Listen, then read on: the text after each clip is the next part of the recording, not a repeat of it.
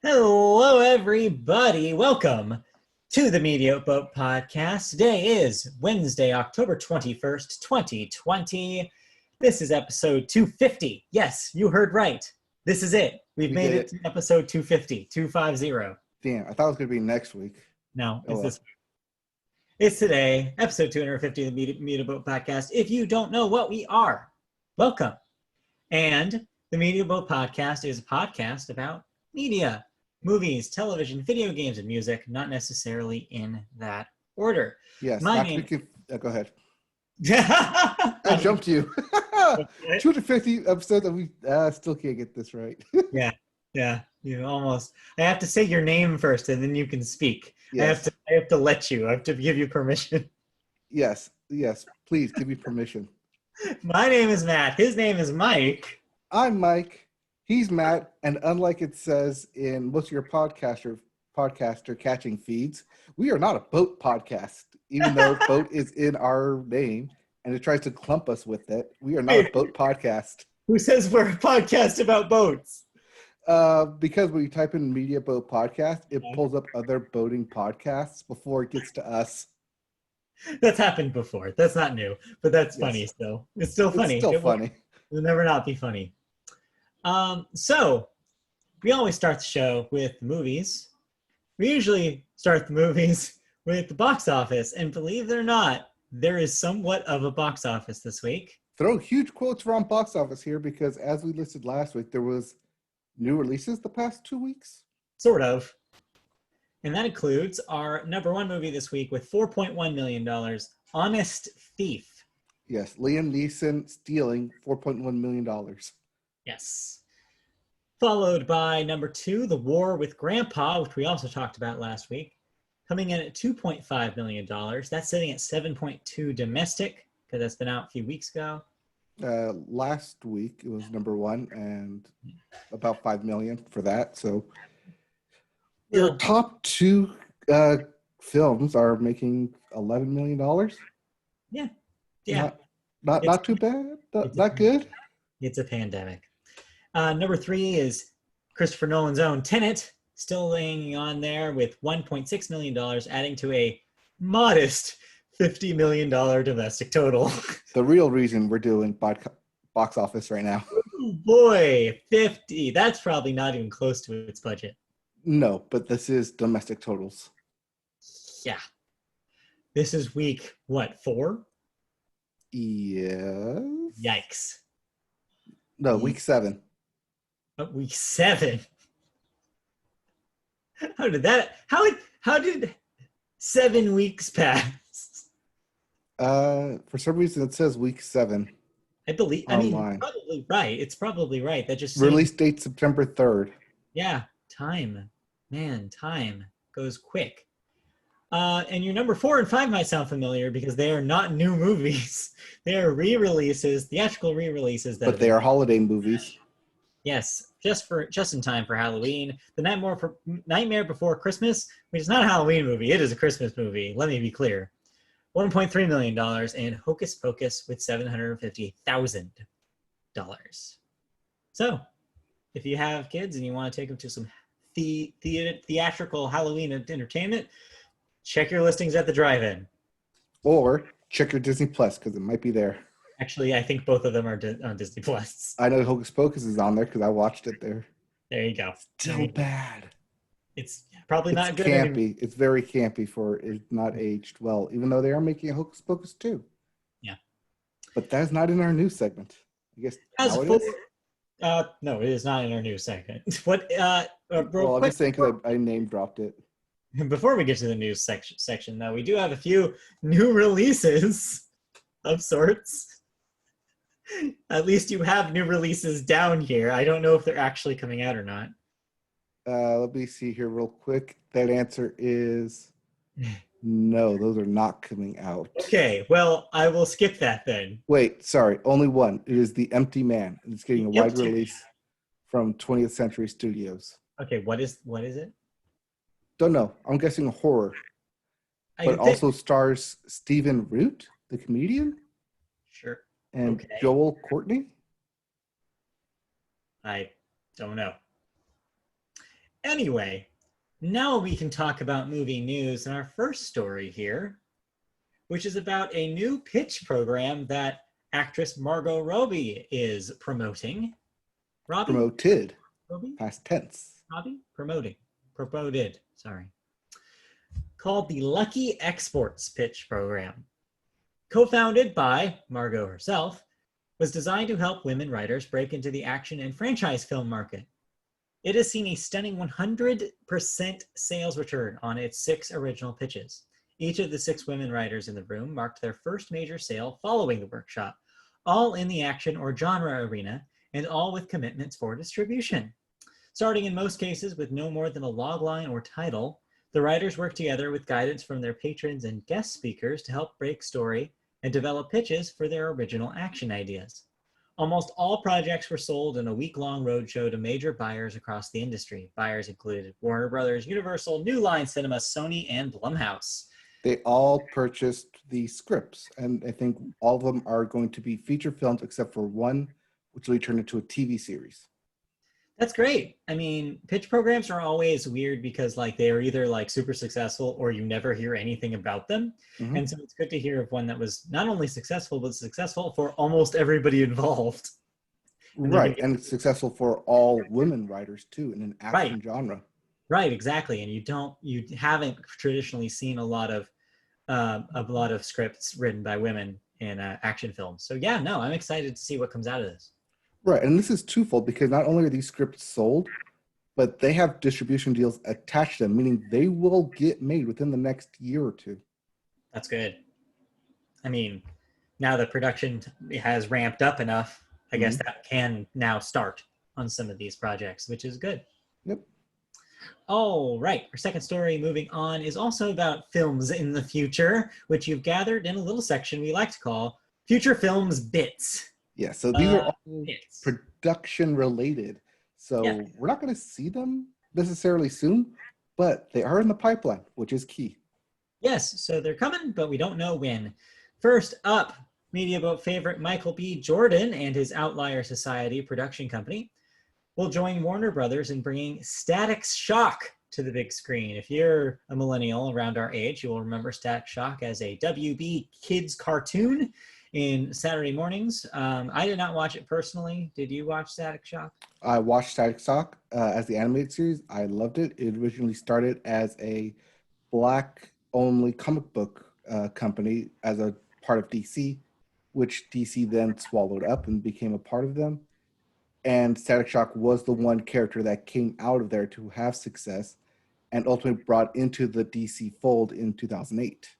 Yes, I remember hearing that he's just now a recurring character in that universe, which is pretty rad. Like, that's pretty cool that they were able to include him in the universe.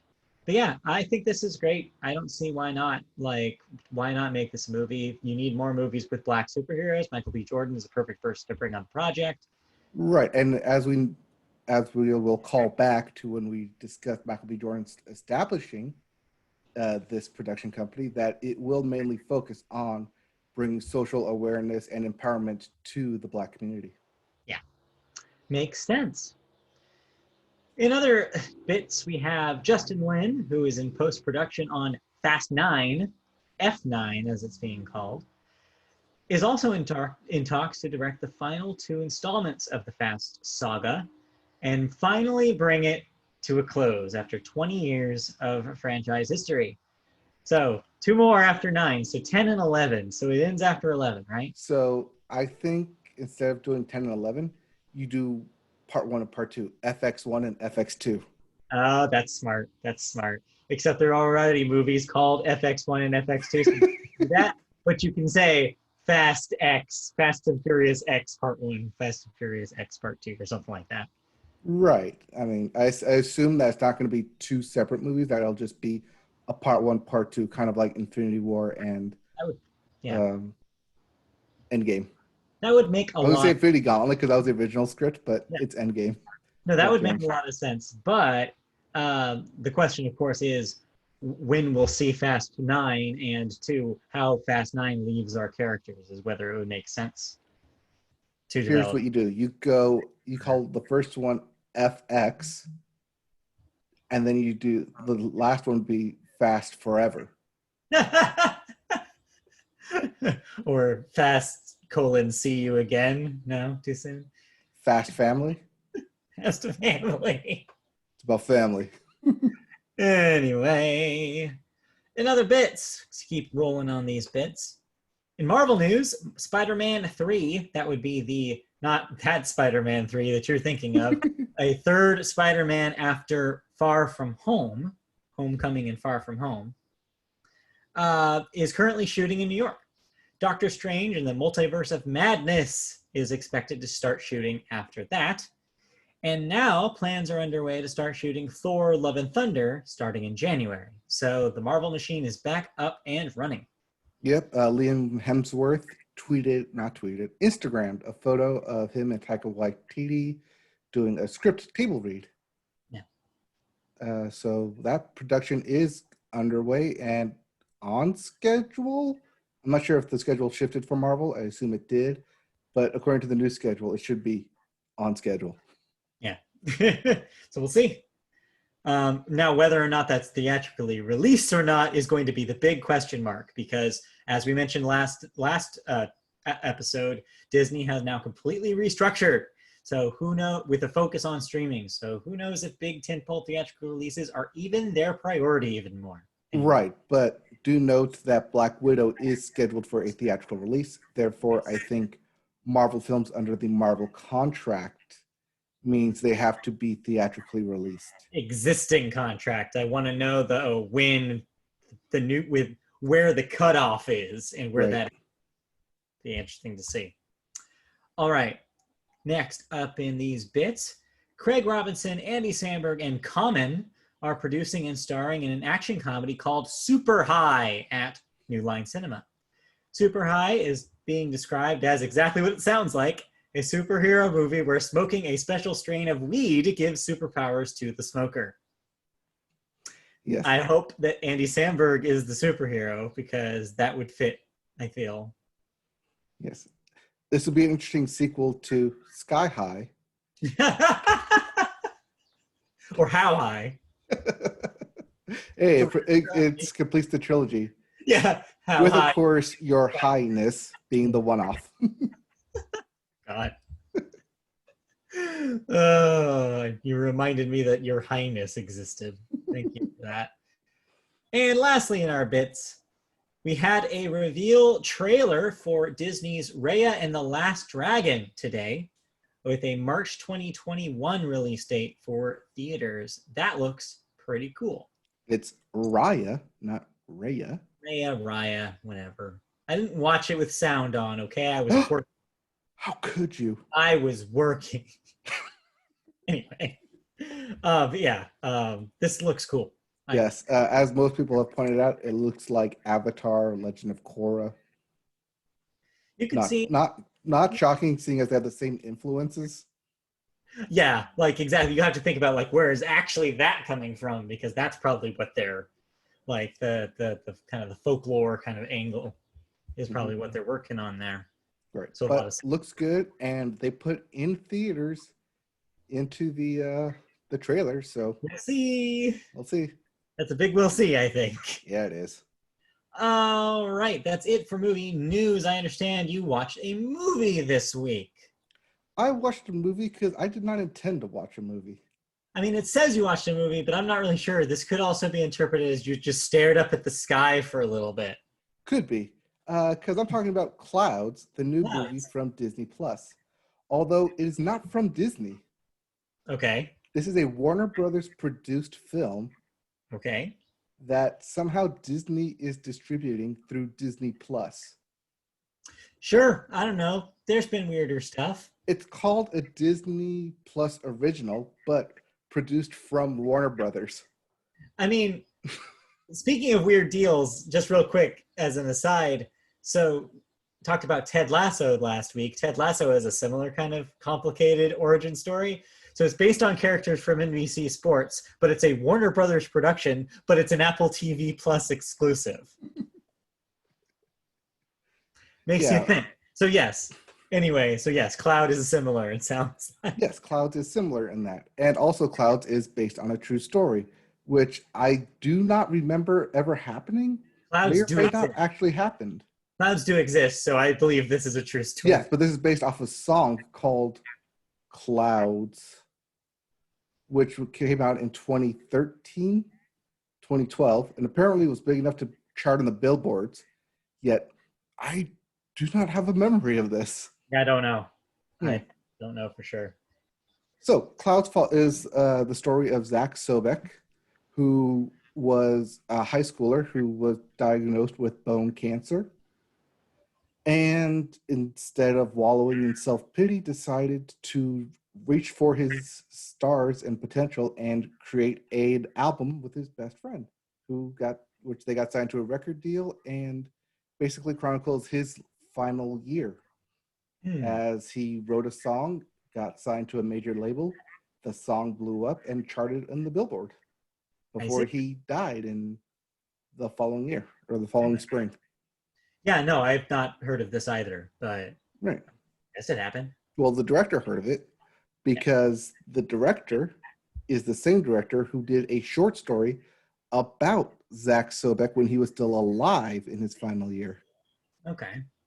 And then that director who did the short documentary on it went in to do some acting and now decided to pick this up as, or at least sold the idea and pitched it to a full feature film. And that's how we get Clouds. Yeah. But going back to the actual story, this thing is pretty powerful. The guy knows how to direct. Okay.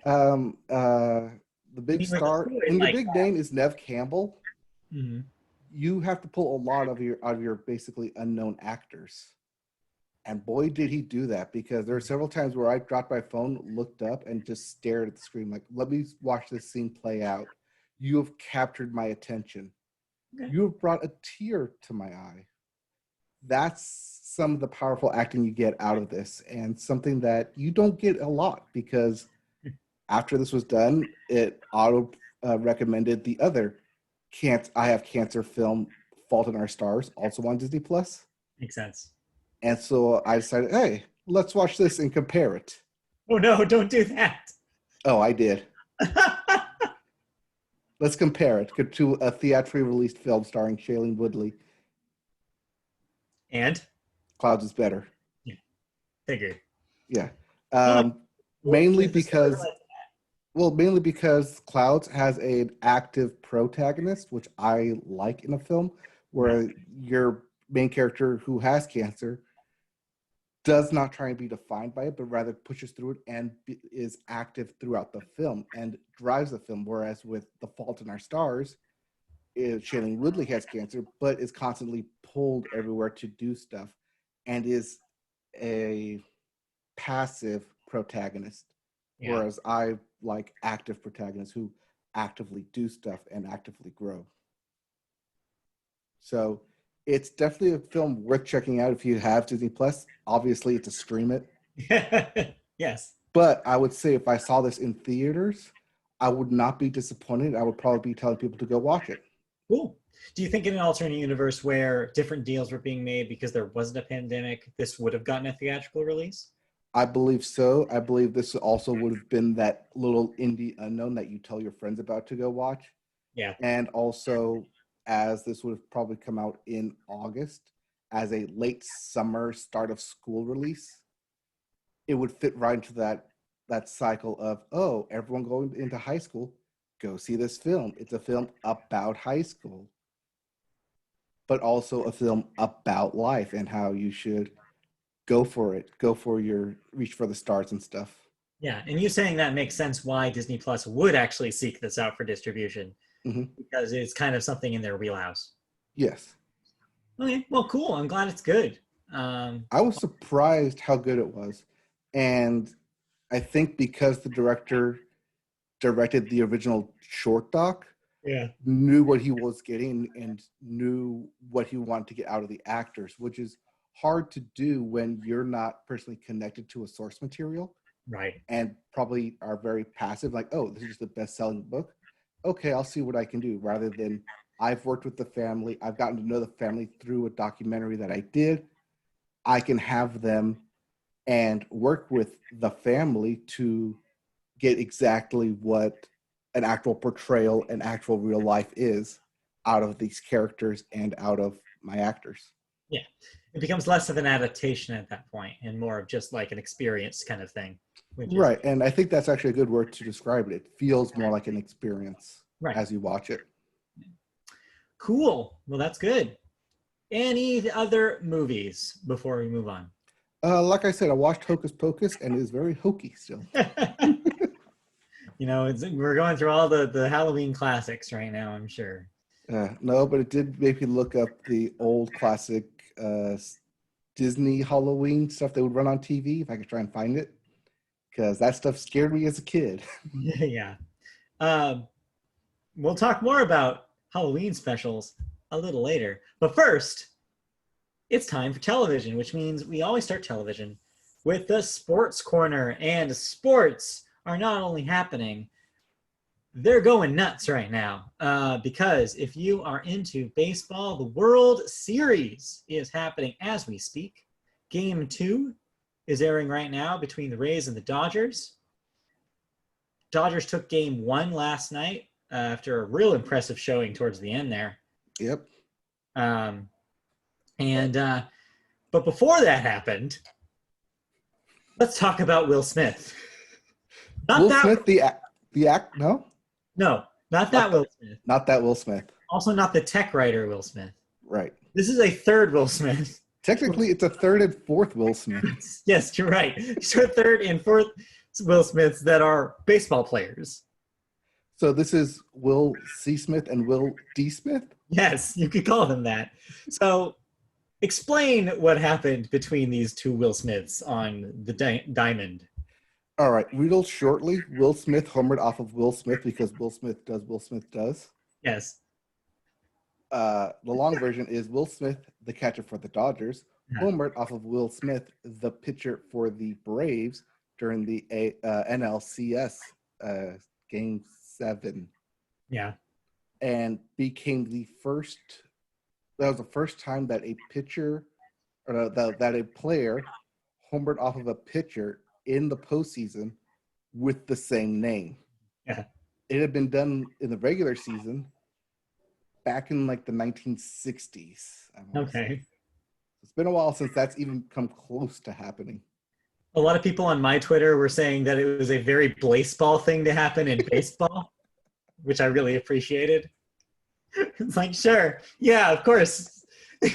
Because it reads like you homered off of yourself, which is really funny. Yes, it does.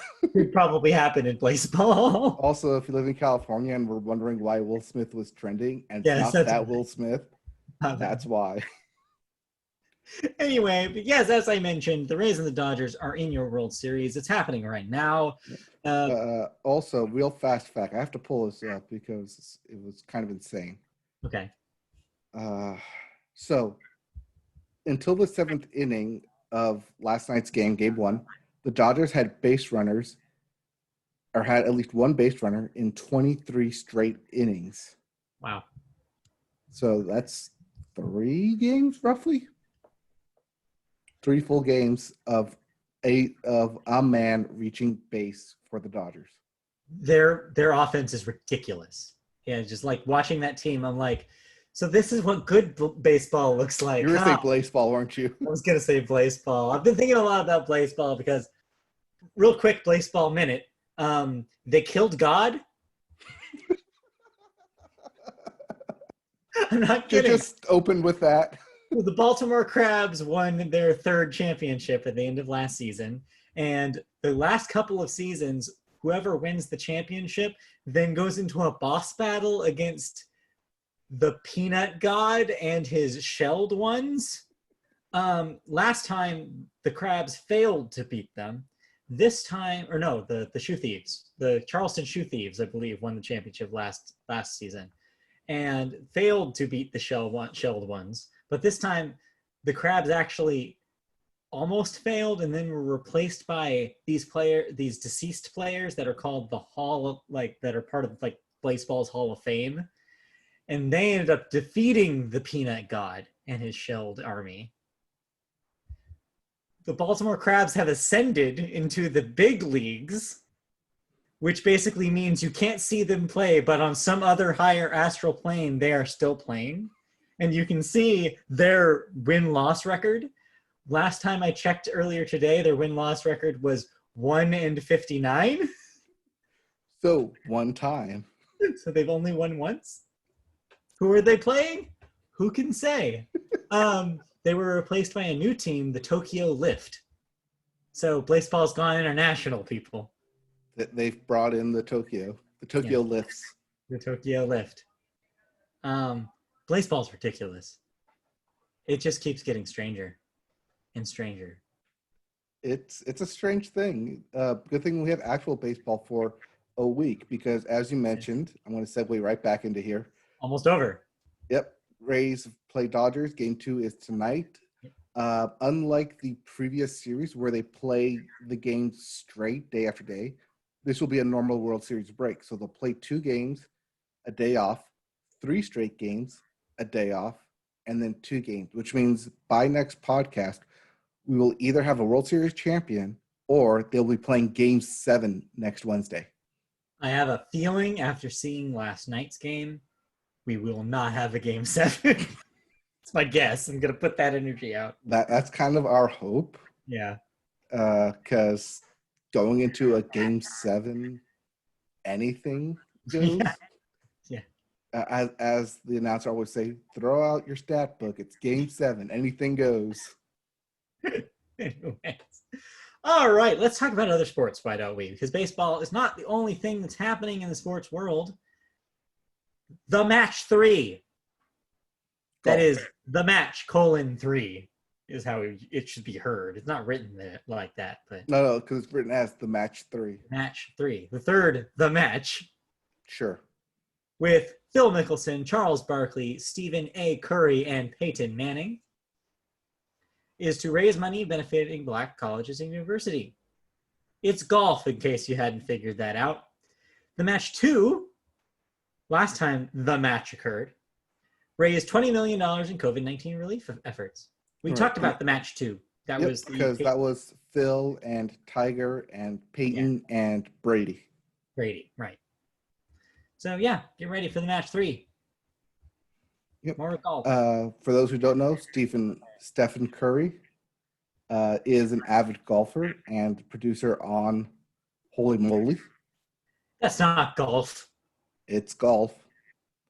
And Charles Barkley, infamous, very infamous stutter shot in golf, but also plays competitively against one of the most competitive players out there, Michael Jordan. Yes. Yeah, I'm surprised Jordan isn't involved in this. Is that because he never gets out of that chair? No, it's because he would raise the stakes too much. Yeah, that's true. It would become personal to him, as he would say. He would raise $20 million on the course by himself against other players. Yeah. $1 million a hole. What do you got? It's like, hey, I just won an Emmy. Got money to spare. What do you want? What do you want? Put my Emmy up. I can sink this. Yeah. Any other sports news before we move on? NFL sports. No, but real quickly, because it's not huge in NFL sports-related news, the Tennessee Titans will not be receiving any fines or suspensions due to the investigation to the COVID. Rather, they're finding it's not player-related, but personnel in the office. So they will be disciplining those people in the office and not penalizing the players or the team. Interesting. Okay. Yeah, they've done their investigation and they're done with it, and so that's what they found, that it's personnel. So they're disciplining those people and not the team in general. Okay. And second, Fitzmagic is dead. Wait, hold on. What?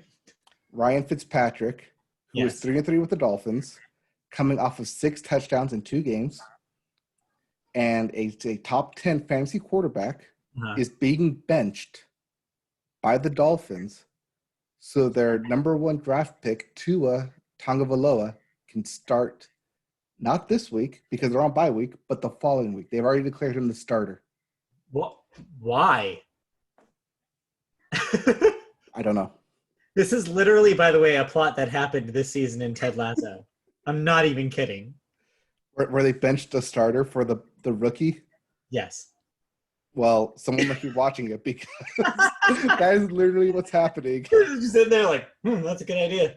It's like, oh, that's how you tank a team. There's external context in the show why this happens that maybe there is in real life too. I don't know, but it's interesting nonetheless. Well, going into the season, the Dolphins were projected to be one of the worst teams. Yeah, I mean, they are now one game out of first place in the AFC East, ahead of the Patriots. It's like they're the Dolphins. Exactly. No one expected them to be good. But Fitzpatrick is good. He's been my fantasy quarterback and got me 20 points each week. There you go. That's good for a fantasy quarterback. Oh, so I see. That's why this is news, because you're directly affected by that. Oh, yes, I am directly affected by this because now I have to drop him and pick up another quarterback. Right. Okay. Anything else in sports before we move on to television news? Because I'm excited to talk about these stories. Just more high ankle sprains happen, so just more injuries in football. Yeah, more injuries in football. News at 11. Everybody knows. Yep. Typical. All right. Waiver wires. Yes, always. It's a Media Boat podcast slogan. Check your waiver wires. No, our slogan is, it's a business. That's your slogan. I don't own that one. All right, let's talk about television news. And like I said, I'm looking forward to talking about these ones because we got some weird stories. Right. So speaking of, it's a business. Well, guess what isn't a business anymore? It's Jeffrey Katzenberg's Quibi. Woo! Wait, it's not just his. It's also Mae Whitman's. Yeah, Meg Whitman, not Mae Whitman. That's right. Mae Whitman's the actress. Meg Whitman is the HP exec, former HP exec. Yeah. Hey, remember when Meg Whitman ran for, would she run for governor of California or some shit years ago? I think it was governor. I think that happened. Congress or president? Something. It was local. It was California. It was an office, yes. It was an elected official and got shot down immediately. Yeah, no. Anyway, Quibi. It's dead. What killed Quibi? Probably the pandemic. We Let's did. talk about it. We did, collectively, yes. The short-form streaming service from Jeffrey Katzenberg and Meg Whitman that raised $1.75 billion prior to launch will be shutting down after just 7 months of operation. This past week, executives were exploring several strategic options, including raising more money or going public through a merger with a larger investment group, or even a possible sale of the company, but I guess none of that came to be. Problems seem to arrive on a daily basis, from a lack of traction to confusing marketing, a misunderstanding of how modern audience consume content, not to mention a pandemic that kind of shot their whole idea of watch shows on the go in the foot because nobody was going much of anywhere. And not to mention that their high payroll of paying these high actors like Kevin Hart to star in specific Quibi-related shows. Yes, and then on top of that, production being grown to a standstill because of the pandemic as well. So a lot of shows that were probably going to ramp up didn't have time.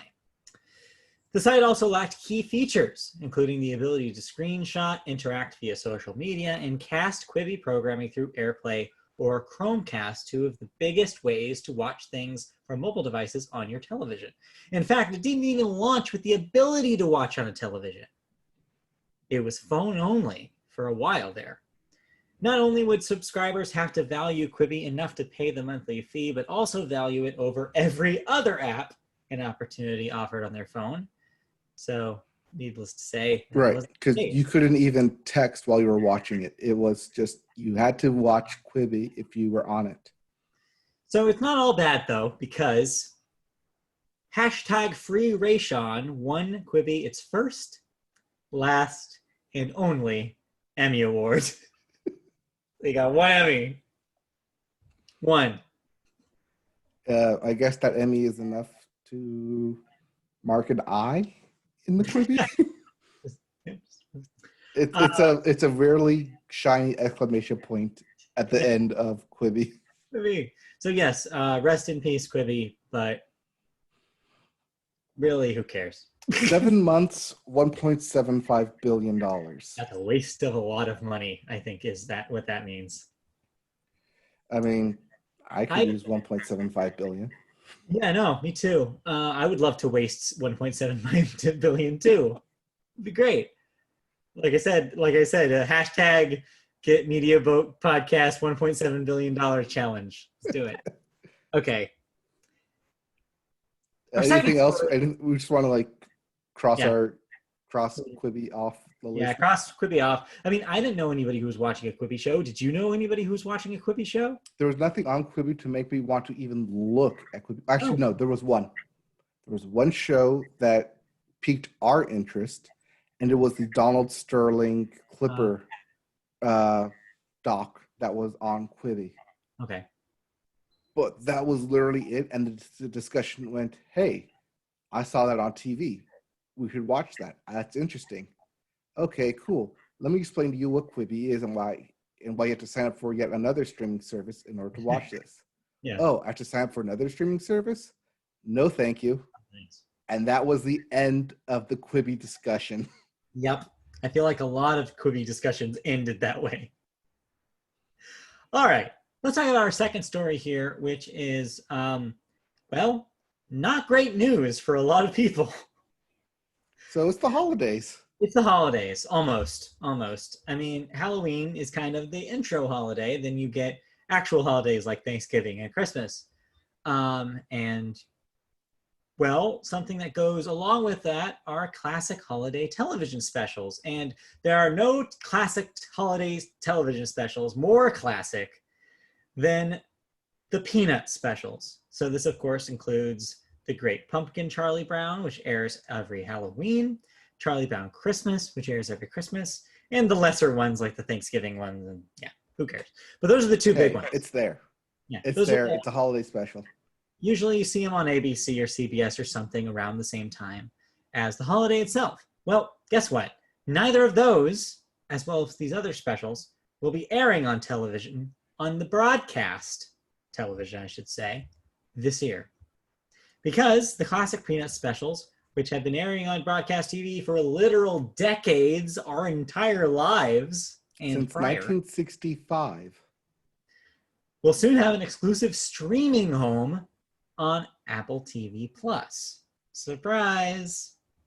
What's more, Apple says it's teaming with WildBrain, Peanuts Worldwide, and Lee Mendelson Film Productions to produce new Peanuts holiday specials, including ones for Mother's Day, Earth Day, and New Year's Eve.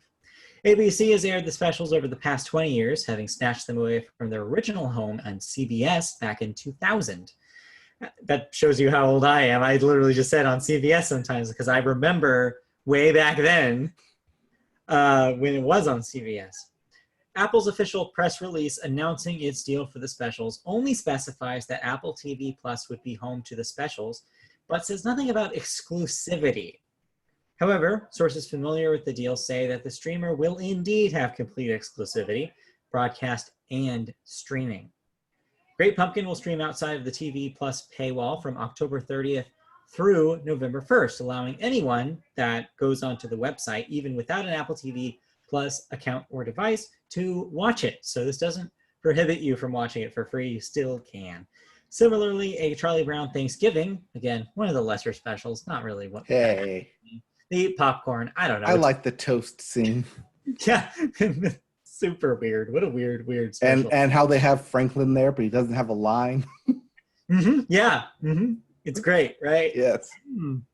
Anyway, we'll debut on the Apple platform on November 18th, and we'll be streaming free from the 25th, that's Thanksgiving, y'all, to the 27th. Apple said a Charlie Brown Christmas will begin streaming on December 4th, and we'll have a free window from December 11th to December 13th, which is way early for Christmas. Right. As of now, ABC usually would release their schedules week in advance. There is no set time or set block of time set aside for Charlie Brown holiday specials. Yeah, that's not saying they can include it later or like the week of, but there is currently no set time. They are not scheduling it. They don't think it will happen. No, and I'm gonna guess that's probably because it's not going to happen. It sounds like if you want to see him, you have to go onto Apple TV Plus's website. Or you can do what I did smartly and DVR'd it last year and never cleaned it out. Also, So it's still there. Also, all of these specials are available on DVDs, and they're probably pretty damn cheap. So do a quick Google, find some sort of cheap place to buy them, and I'm sure you'll have them forever. So there you go. Let's see what Amazon sells them for. That's not. How about that? Okay. All right. That's it for television news. You watched a piece of television media. Speaking of CBS, you watched The Amazing Race. You're right. Oh, yeah. Speaking of why, if you're wondering why Peanuts is on Apple, it's because Apple bought the rights for Peanuts. That's why they're producing new episodes, including Snoopy in Space. Yeah, they made a deal specifically with the production company. Not, of course, the Charles Schultz side of the operations. They don't own the characters, but they own the distribution rights for the films. And yeah, and rights. Right, we should probably say that why this is happening for Apple Plus, instead of just saying, this is what's happening, deal with it, suck it up. Also, there's a reason for this it. is what is happening and deal with it. There's also the news here. Right, I mean, that's the news, but there's a reason for it. Contracts behind the scenes. Yeah. Speaking of contracts and contacts behind the scenes. Yes. The Amazing Race. Racing, amazingly. Amazingly in the middle of a pandemic. Yes. Yes. Yes and no. So, it being the first season and being the new season and the first episode of the new season, you kind of have to address that all these people are flying around the world in the middle of a pandemic. Yes. Well, no, because TV says we filmed this last year, which they always do. They always film roughly 6 months to a year in advance. So this is all pre-pandemic. Yes, everything they have filmed is pre-pandemic, before COVID was even a thing. So last summer, right, is usually when they shoot for about a month and a half.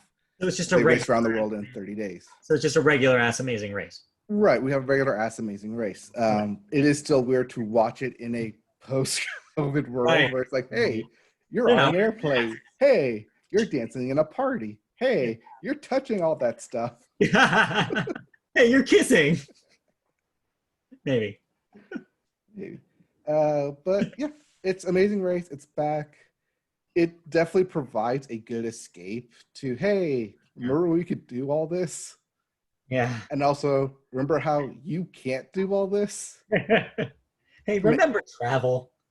Well, I was saying mainly because puzzles are hard, and especially music puzzles are hard, and trying to stay with rhythm and beats, as that was one of their first challenges. But I did recognize one of the characters, or one of the runners. Okay. Because he's a former NFL star. Oh. Former breast cancer supporter. Wait. So much so. Hold on. What?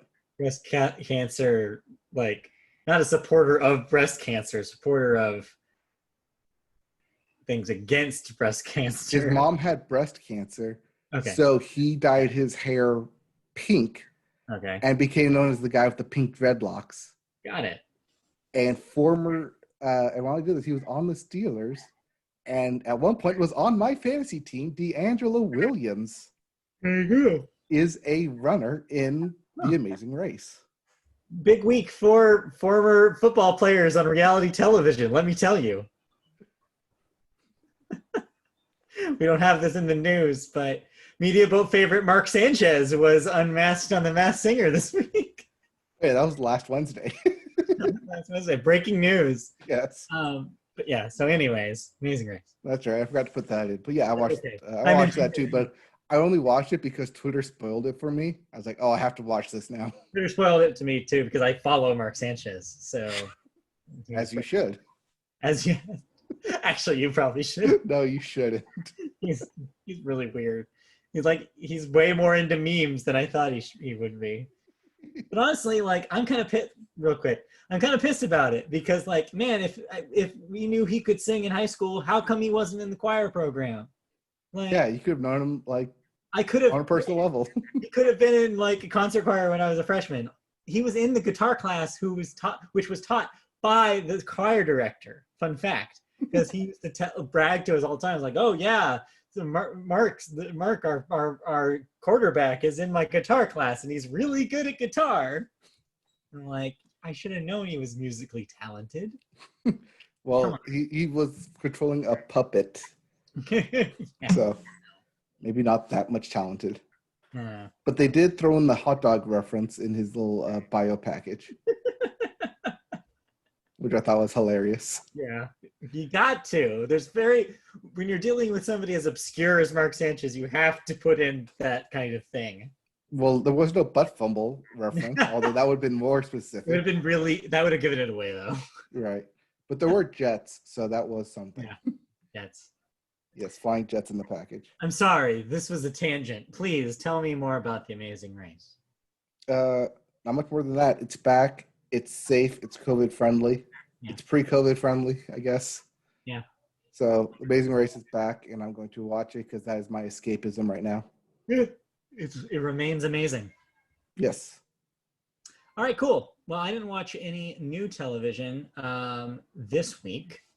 All right. I did finish up the Great American Barbecue show on Netflix, so that's no longer in my queue. That's good. Yeah, it was delicious. I'm not quite done with Kipo season 3 yet. We are about halfway through, but they're wrapping things up already. Apparently, they got the memo that this would be it because they're writing it as if this is the last season. So, okay. We'll see. We'll see what happens. Next Friday, I think, is Mandalorian, even though they're showing a lot of previews for it right now. I saw an ad during the World Series game last night. Yes. Oh, and I forgot to mention this in movies, but speaking of things coming out, on Friday is Borat 2 on Amazon Prime. Yes. So that is currently trending if you would like to look that up. Yes. All right. With that, let's move on to cancellations and renewals. Why don't we? All right. What am I no longer watching? Well, first up, Fox is bringing back Last Man Standing for a ninth season, but it will be its last. Again. Again. This time for the Fox run and for its entire run, unless it gets picked up by somebody else, which I really doubt it. So yes, after 9 years, the Last Man Standing will truly be the last man standing. Spectrum, yes, your cable provider also has original content, is canceling LA Finest. Not LA's Finest, but I guess just LA Finest. No, it's LA's Finest. Well, I don't know why they capture the S. Here.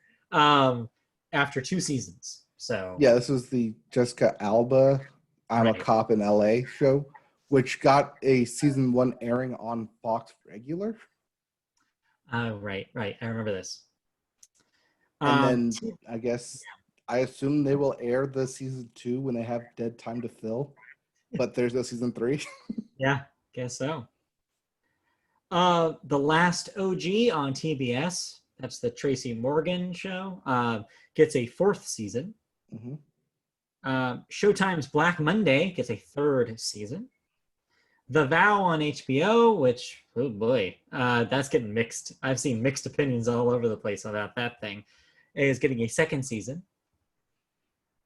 Paramount Plus is bringing back Star Trek Discovery for a 4th season.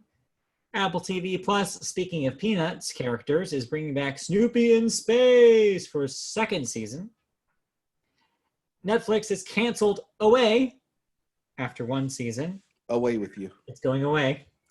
And lastly, FXX bringing back Archer for a 12th season. Apparently, it's been getting good ratings. So for another season. For more Archer. Yay. We have 1 death in the deaths column this week.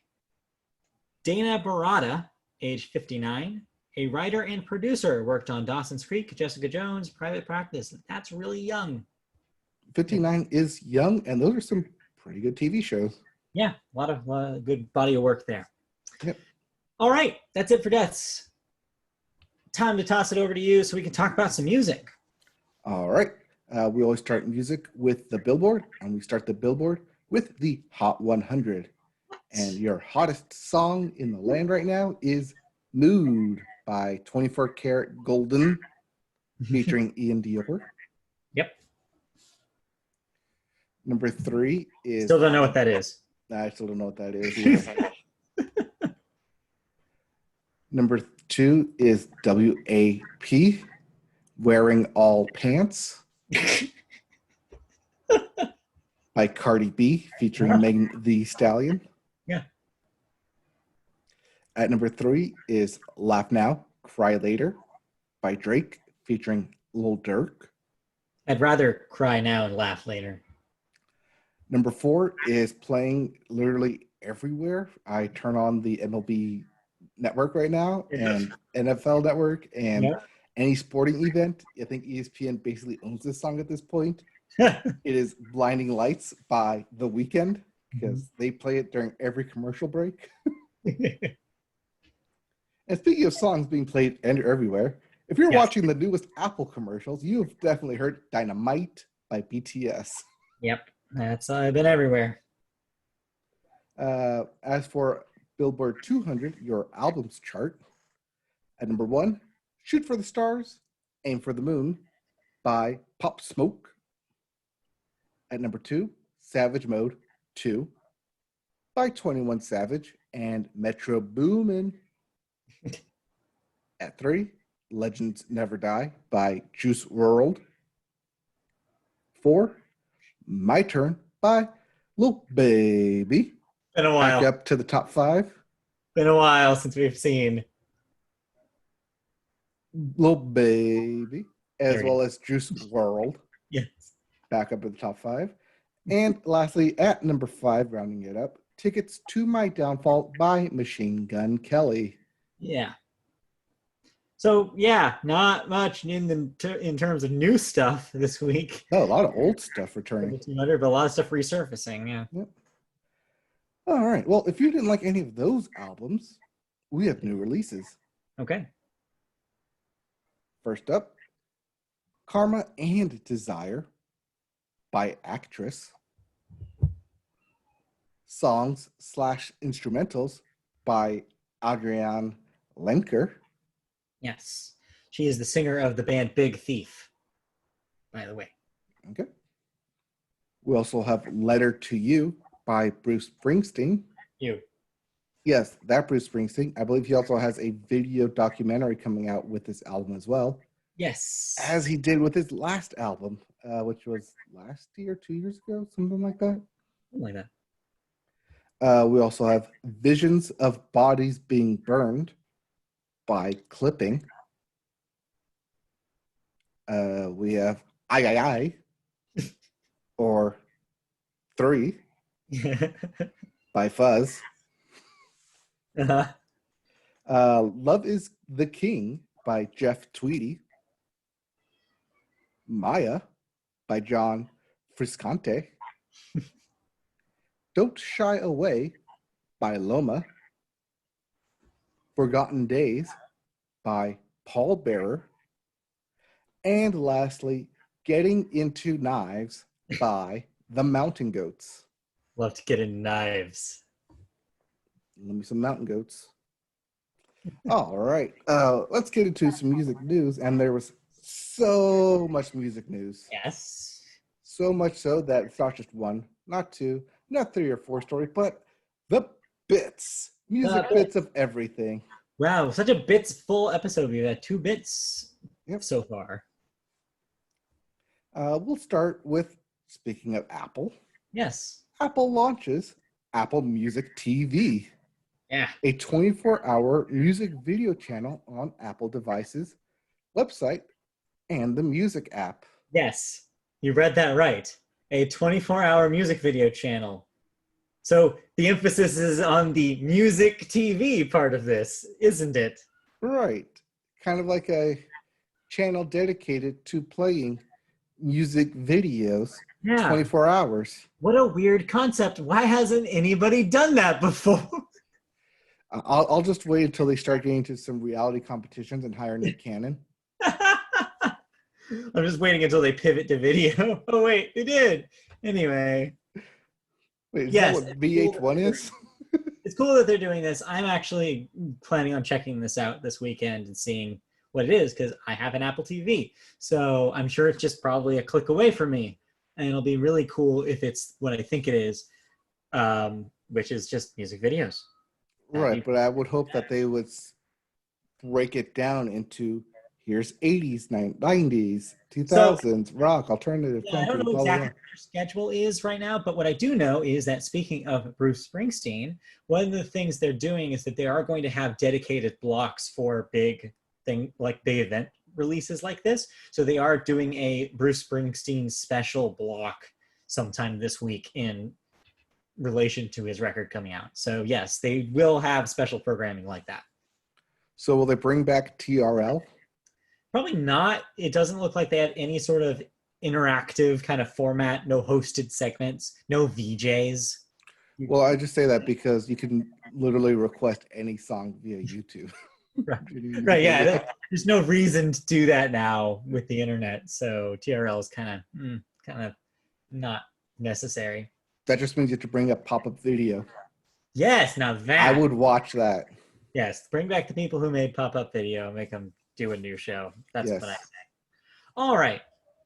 What else is in the bits? We also have Fleetwood Mac enjoying a renaissance. Both Rumors and Dreams re-enter the top 10 after 43 years. So the album Rumors and the single Dreams. So this is partially from a TikTok that went viral featuring the skateboarding dude with the ocean spray was listening to Fleetwood Mac, and it started to spark a re-interest in the band. So did you watch this Yes. TikTok video? Yes. What did you think when you watched it? I was like, that's funny. Really? Yeah. I didn't get it. He's just vibing. I didn't get it. He's just vibing.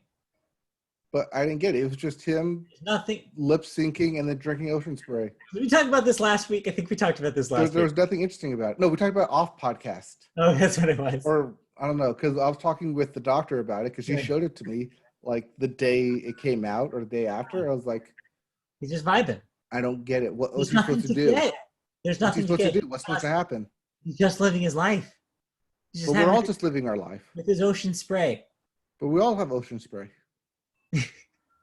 Don't you? Anyway, so yes, Fleetwood Mac, back on the charts. I didn't get it. I didn't understand what to do. And now they're using it in TikTok commercials. There's nothing to get. There's nothing. This is why TikTok's not for me. You're not missing anything. This is why I don't TikTok. Anyway, I don't get it. Let's talk about the other bits. Well, other bits include British Parliament to investigate streaming royalties from major music streaming services. Yes, this is part and parcel of all the cracking down they've been doing on all sorts of different companies this year. This is the next kind of target in their list, which is, hey, where's this money going? Is this truly unfair to the artists? Spoiler alert, it is. Parliament's getting down to it. Why is British Parliament looking into it if Spotify is based in Sweden, which is the EU? Because it runs operations in Great Britain, so that's still under their jurisdiction. Like if you do business there, you have an entity that is there, so it still counts.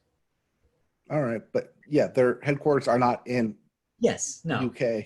Yeah, of course not. They're also looking into Apple over the App Store monopoly stuff too, and Apple's based here in the US, so right. That doesn't mean much. If they do business in your country, you can still sue them, is what I'm saying. So these are big business macroeconomics here? Yes. Call it that. I hope we can get that big someday. No, I hope Speaking of being big and getting stuff sued, the Beastie Boys, famous for not licensing their music to anybody, have decided to license a single song for a single ad for the first time ever. And it's for a Joe Biden ad. Yes. And I believe the song is Sabotage. I believe you're right. I have not seen the ad in question, but yes. I haven't seen the ad in question, but I remember reading this, and I think it is Sabotage. Yeah. The ad is specifically about Joe Biden's plans for revitalizing the music industry post-pandemic. That's why the Beastie Boys felt it was in their interest to support this cause, because it's a cause, of course, they believe in, which is getting musicians back on their feet, funding venues that are falling. Right. I think we talked about Beastie Boys working with venues to get them funding because people can't go to concerts at said venues. So They're worried about them closing down. It's part of that. Okay. So it makes sense why they would support this as opposed to previously never licensing their music out. All right. So we talked about Fleetwood Mac and Beastie Boys. Yes. What other long-time band should we drudge up then? Yeah, except this one's not as happy. Okay, well, it's the Beach Boys. Or rather, it's Mike Love as the Beach Boys. Yes, the touring Beach Boys, which, yes, Mike Love has taken and wrangled into his own image. Yes, Mike Love and the Beach Boys headlined a Trump fundraiser in Newport, California. Yes, right in your backyard.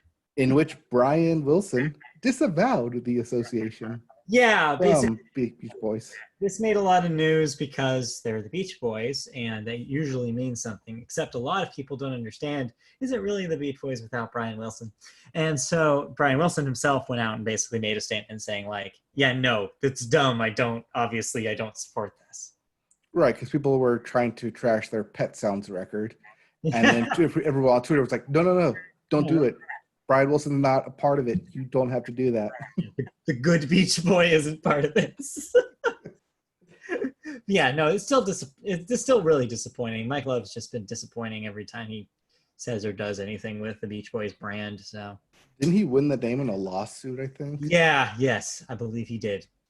Yeah, so that's why he tours with the name, but is in no association with Beach Boys that you would like to think of. This was also the reason why Orange County was trending on Twitter again. It always freaks me out when I see it. I was like, oh God, what is it this time? Oh, did you not see the parade we did? That was also involved, wasn't it? Oh, yeah. You got stuck behind that one. Oh, yeah, I bet. Anyways, this belongs in TV news. So we talked about SNL coming back, and they're being a bit, would you say, progressive with their choices so far for hosting in music venues? Yeah, they always kind of have been, but yeah, like they've been making some interesting choices. Well, they're making an even interesting choice by having Adele as the SNL host this week. Full stop, because she is only hosting.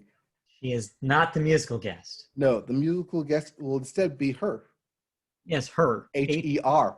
Her. The artist Her. Yes, Grammy winner Her. Yes. Yes. Whereas Adele will only be doing hosting duties.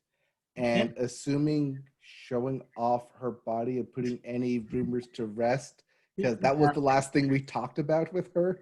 Yeah, I wasn't going to bring that up, but yes, it is. I guess we'll have to note it now that since you said that. This will be her first major public appearance in a long time.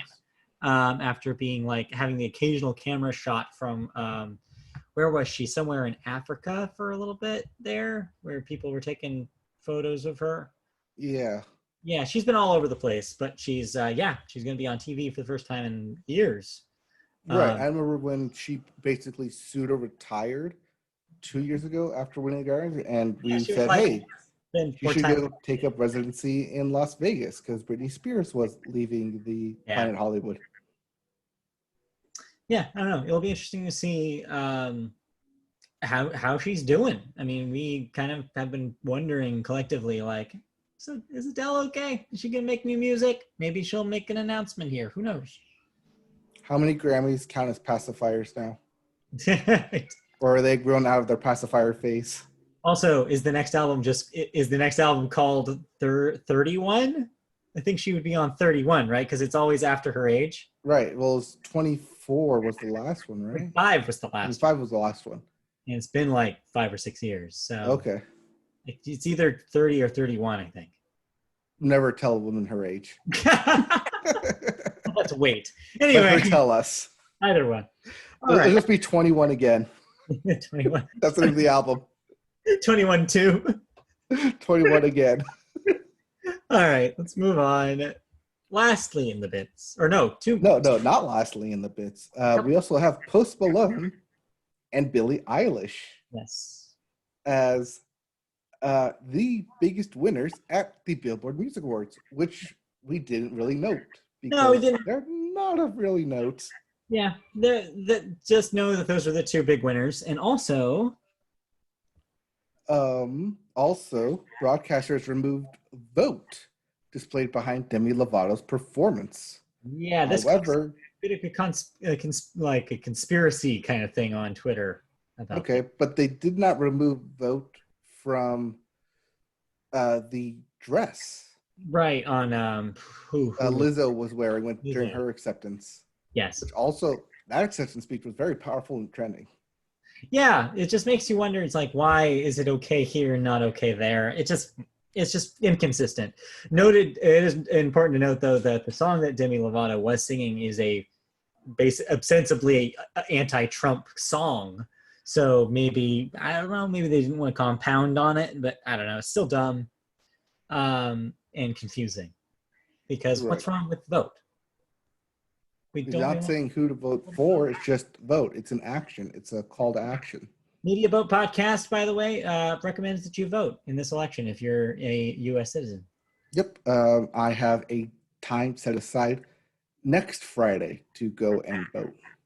I have officially put my ballot in the box, so I'm all good. Which box? Because according to Orange County, it may not be an official box. A real one. Trust me. We went to a real one. We went to the one on the back of the book, so we're going to the one the book said to go to. Yeah, the one where the book tells you. If you're confused, look at what your voting guide says and go to that place. Anyways. Yep. All right. And then lastly, Ariana Grande. Yes. Not just your favorite beverage at Starbucks, but the artist has teased a new single and album due before the end of October, both possibly titled Positions? Yeah, Positions is what it seems like that the record is called, and possibly the single. So she put a countdown on her website that is counting down 2 separate countdowns, presumably one for the single first and then for the album itself. Looks like the album has more or less been confirmed for October 30th. Which will be next Friday. And I guess the song would be this Friday. Probably this Friday. So yeah, more Ariana Grande. All right. Interesting to see where she comes off of duetting with Lady Gaga in Chromatica. Yes, after Rain on Me. Yes, was also used in Apple commercials constantly. Yep. All right, listening to the music? I did not listen to any new music because no new music has yet to catch my ear. I've been going back and listening to old albums and slowly knocking down albums I don't think count for album of the year. Yeah, that's kind of what I'm working on too. It's going to be a hard one. Yep. Let me tell you. All right. It's going to be hard for you because you could put 10 up easily. Oh, yeah. Easily. Okay. Let's talk about video games. All right.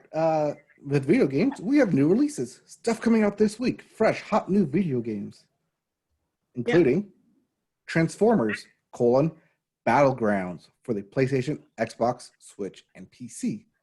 This will be an interesting sequel to WWE Battlegrounds.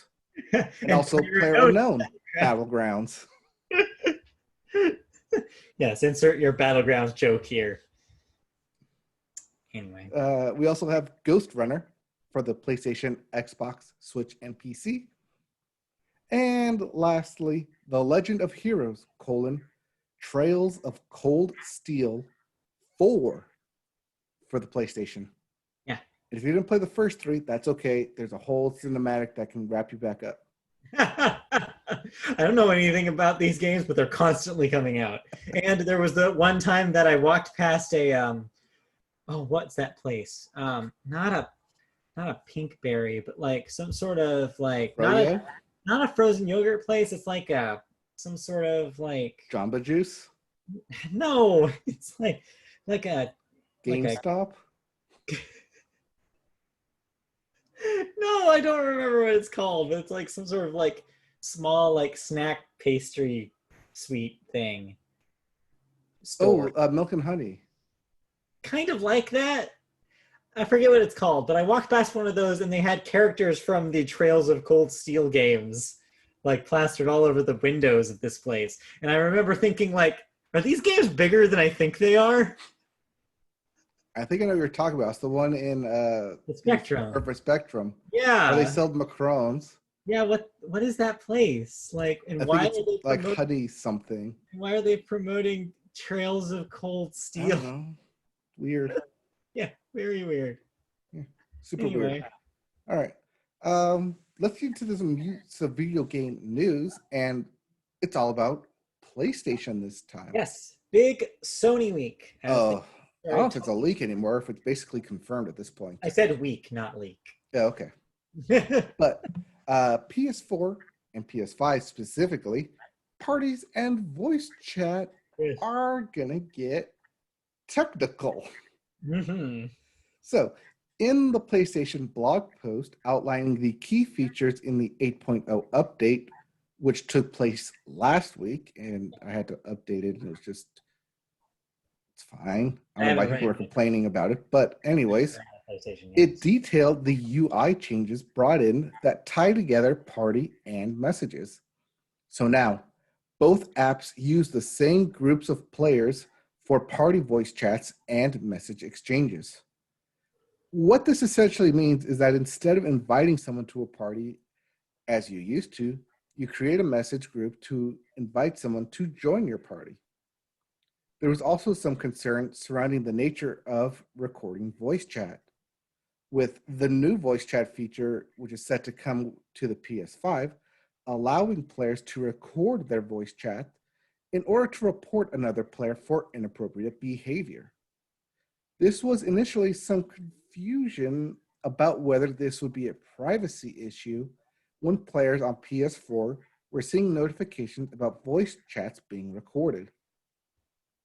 Sony later addressed concerns and gave more clarification in an update to the 8.0 blog post. Quote, following this update, users are seeing a notification about party safety and that voice chats in parties may be recorded.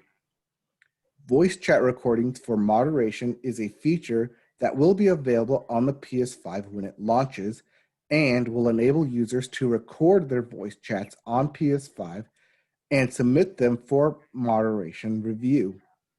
The pop-up you're seeing on PS4 right now is to let you know when you participate in chat with a PS5 user. They may submit recordings from their PS5 console to Sony International Entertainment, SIE.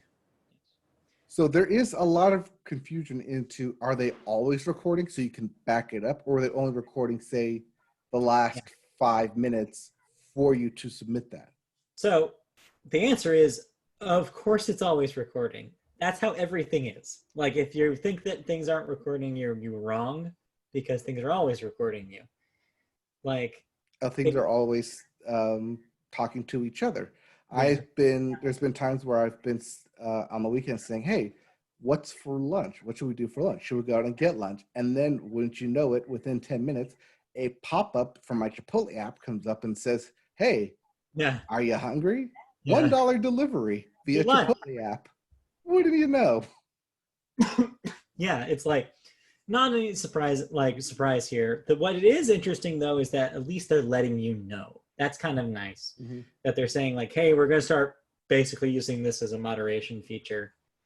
And honestly, I don't think it's going to come up very often, because you need to be a pretty bad narc to want to be like, they said something here, I'm going to submit you. No one does that. No one does this.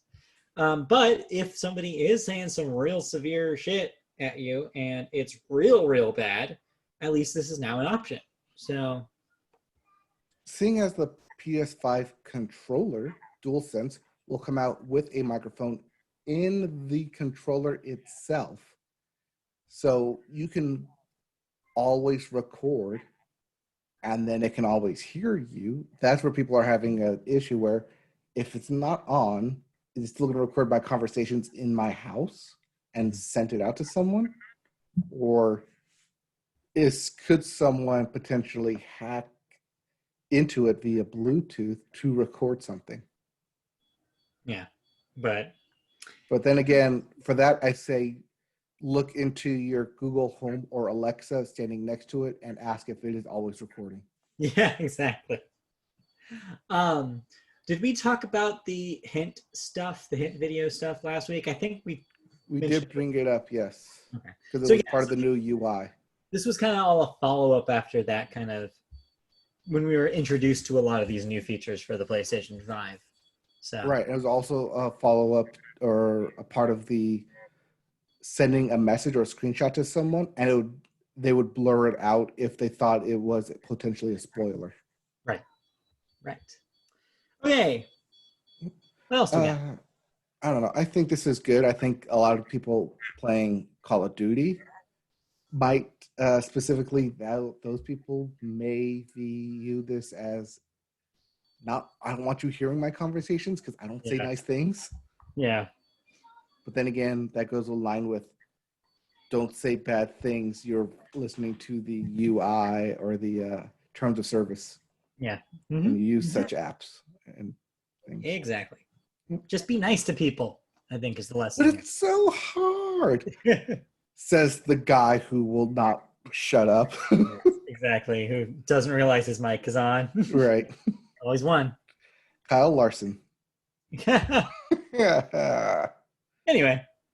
Anyways, yeah, Google that joke if you did not get that. Anyways, speaking of Sony and as it moves into the PS5 era, it's got to leave some things behind in its wake. Yep. Specifically PS3 games, as Sony has sent out an email confirming that a new PlayStation Store is launching on web and mobile between now and next week. Among other changes, the update will remove the ability for players to buy PS3 games, Vita games, PSP games, as well as PS4 apps, themes, and avatars on the mobile and desktop PlayStation Store. The only difference between Sony's official email and the report is the dates for the update. According to the latest information from Sony, the update goes live from the 21st through the 26th, or as the email said, until the 28th. To be perfectly clear, the report from Planeta Vita doesn't suggest any changes coming to the PlayStation Store on console, so you'll still be able to pick up games and content from your PS4 or PS3 directly. The overhaul only affects the PlayStation Store when accessed through a desktop or mobile device. I want to say for now. Yes. Add that to the end there, because who knows what they might change in the console storefronts as well. Like, I think what we're looking at is that they are looking to phase out the older games. Right, and this goes hand in hand with everything that we've been saying about physical media being the dominant brand, and things you buy digitally are only good for the life of the store that you can purchase it on. Yeah, they're not really clear about the why here. Like, it could be servers. It could be just not having enough room for these newer PS5 games and the old back catalog. Who knows? It could be that people aren't buying PS3 games as often anymore. That's certainly the case for Vita and PSP. Right. Also, I think most of it is being folded into PS Now, where you can play those kind of games back cataloged. Right. And they may try to force people to go to that service as a subscription rather than just buying a single game outright. Right. Although at this point, anyone purchasing PS3 games via your PS4, you're kind of at a 10-year generational gap. Yeah. And at this point are basically playing it for nostalgia, or your friend bought it for you. Yeah, I don't know. We'll see, right? Like, we'll see what their future plans are about what, if they do more of this removal or if they keep the catalog open. I don't know. I don't know what their plans are for this. Well, like I said, I think this is meant to open up space for the PlayStation Now and try and get people to play that. I think I think that might be part of it for sure. Especially for back catalog, and since we noted Wait, do we know last week about the number of PS4 games being forward compatible? No, but yeah, we can mention that now. Is there an official like number now? Yes, there's official number. It is all minus 10. Right, yes. You're right. It's actually easier to say the ones that don't work. Yes, Eh, there are a total of 10 games on the PS4 that will not be compatible with the PS5. And honestly, hearing them, it's nothing you care about. Right, because a lot of the games you either didn't hear about, didn't know existed, and probably never played. Yeah. They have no sentimental value, which means most of the games that you do have and want to play PS4 wise for the PS5, you Yeah. can just play them, disc or download. Of course, this doesn't mean that they'll all have boost mode and will look better on PS5. That's no guarantee. They'll just run. Right, they'll just play.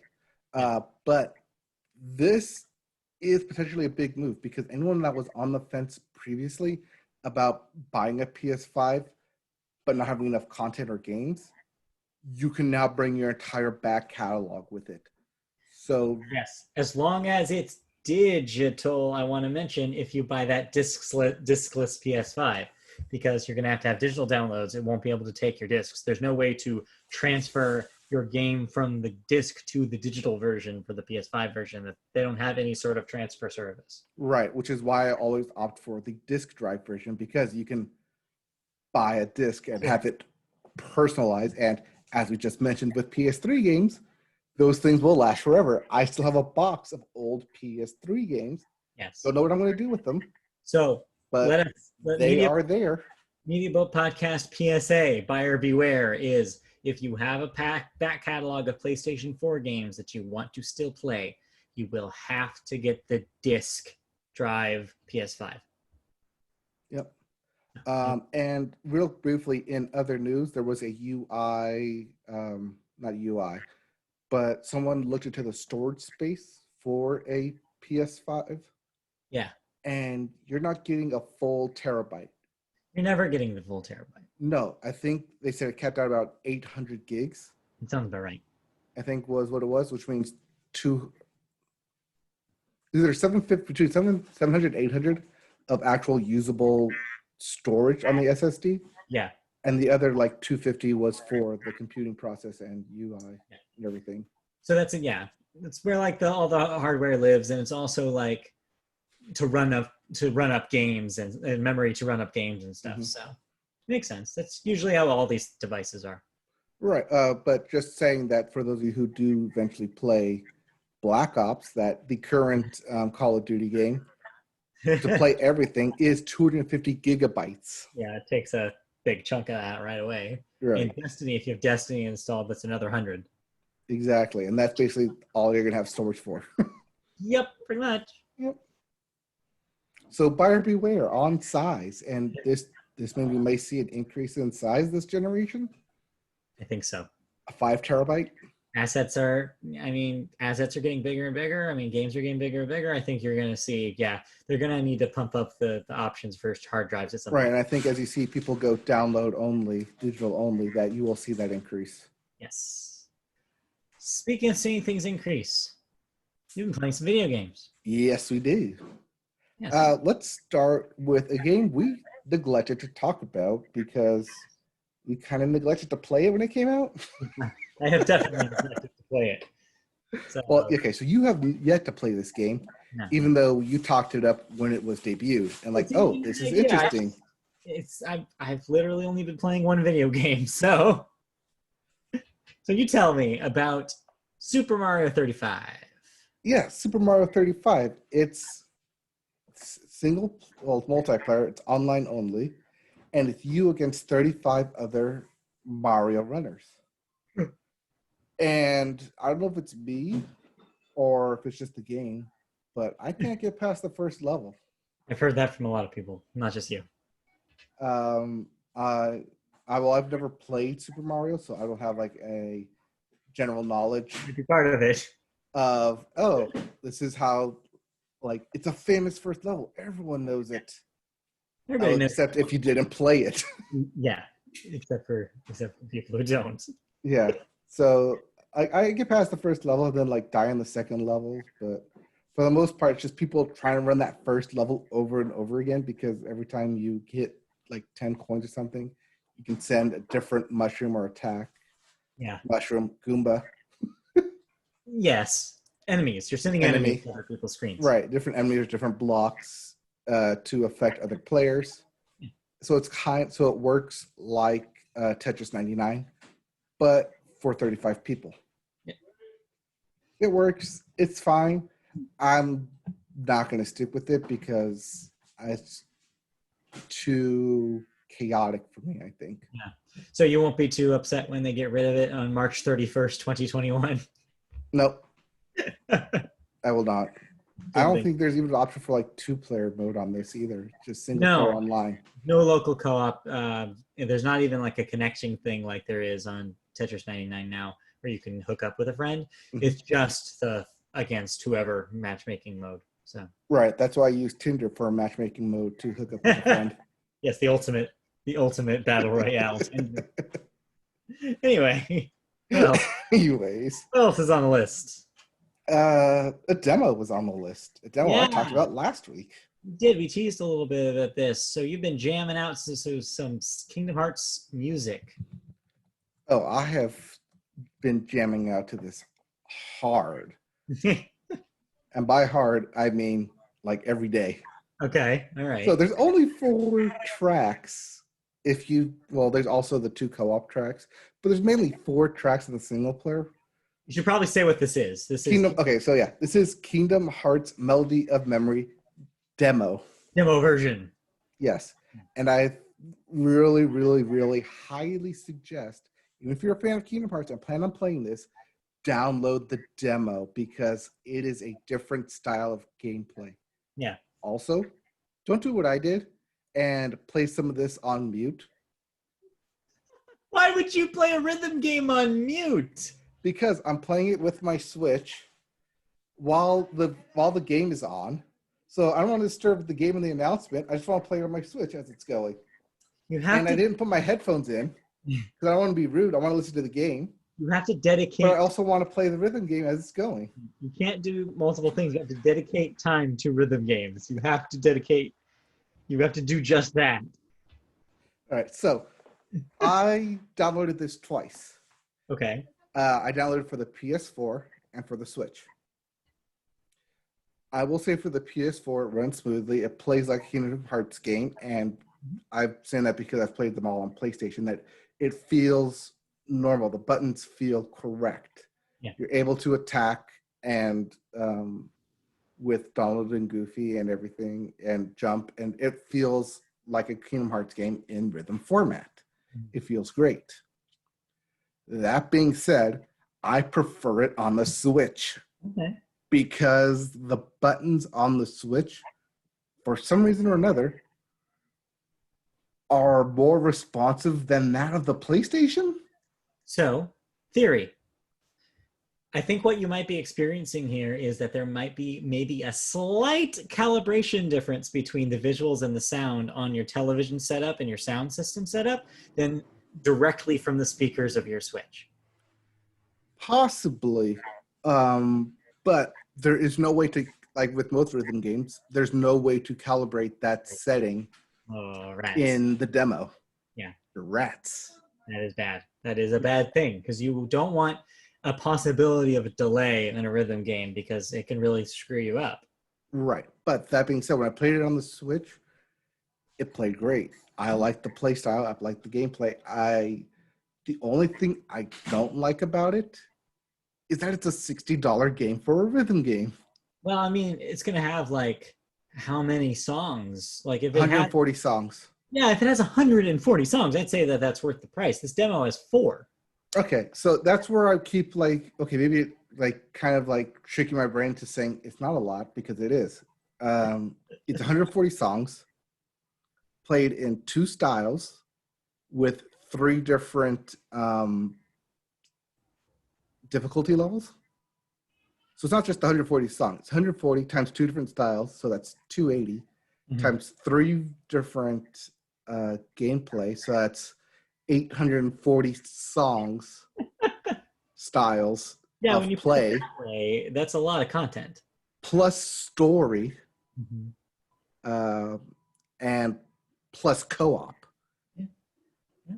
So So there the you more go. you compound on that, yes, the $60 price tag is worth it.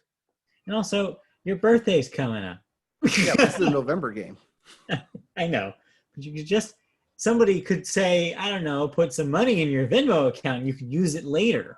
That's a concept. I know that, but we will save birthday podcast for next week. Yes. Yes, I guess so. But yeah, I'm having fun with it. I'm glad that they put in two memorable songs, Mm-hmm. and then a third one from Birth by Sleep, which most people don't know, but gives you that feeling of, oh, this expands all the Kingdom Hearts games. Cool. And then they put a really, really, really hard song in there to say, hey, you thought those were easy and moderate. Here's what you can really do. Like, here's And the it just kicks your feeling. ass. Yeah. That's good. That's good. So you know what you're looking forward to. Yes. Also, I'm probably just going to get this for the Switch because the Switch's controllers Mm-hmm. can be two-player. So I can single co-op it That's true. You could do without that. having two places of controller. I have to do it all by one hand like this, which I've seen people on YouTube do it one hand like this. That's funny.